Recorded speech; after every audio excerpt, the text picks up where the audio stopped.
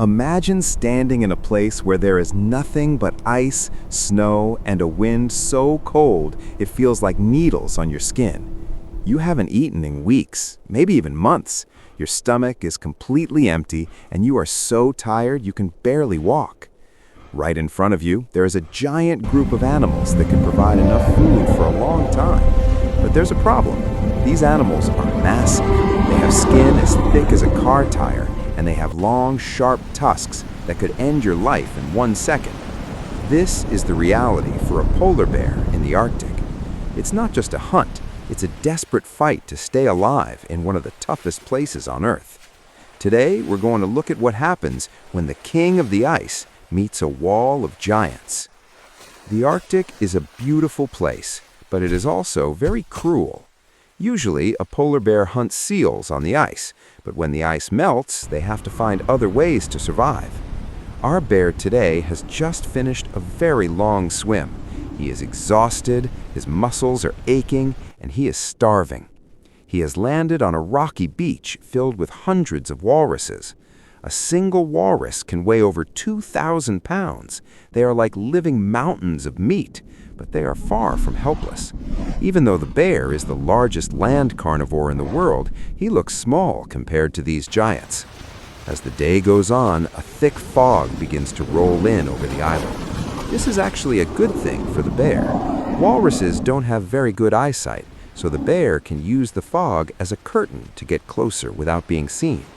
He moves slowly, staying low to the ground, trying to be as quiet as possible. But walruses have a very strong sense of smell. Even in the fog, they can tell something dangerous is coming. They start to get nervous, moving their massive bodies closer together. They form a giant wall of skin and blubber, putting the younger, smaller walruses in the middle to keep them safe. The bear finally decides to make his move. He rushes toward the group, hoping to cause enough panic to separate one of the smaller walruses from the rest. But the walruses don't run away. Instead, they push back. They use their weight to block the bear. He tries to bite, he tries to use his sharp claws, but he just can't get a grip. Their skin is so thick and tough that his teeth can't even sink in.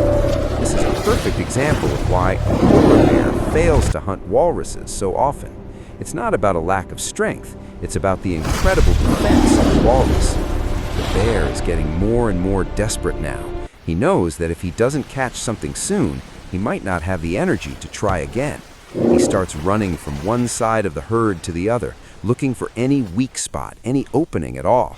He tries to jump on the back of a large walrus, hoping his weight will slow it down.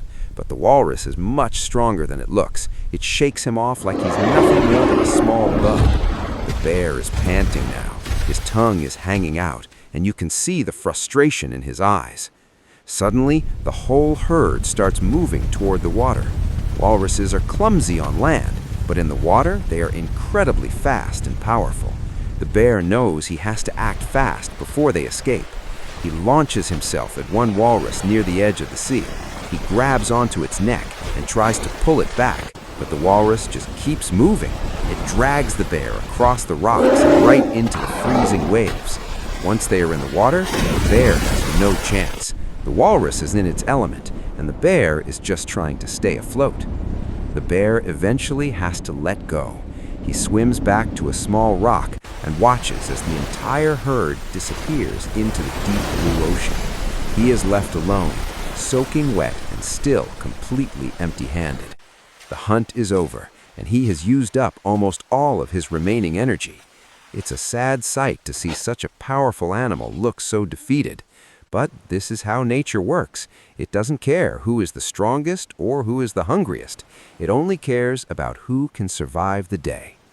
The story of the polar bear and the walrus shows us that even the most powerful hunters have bad days. It's a reminder of how balanced and tough the natural world really is. If you enjoyed this look into the lives of these amazing Arctic animals, please hit that like button and subscribe to the channel. It really helps me out and allows me to keep making these videos for you. Thank you so much for watching TSON Earths, and make sure to stick around for the next adventure. I'll see you then.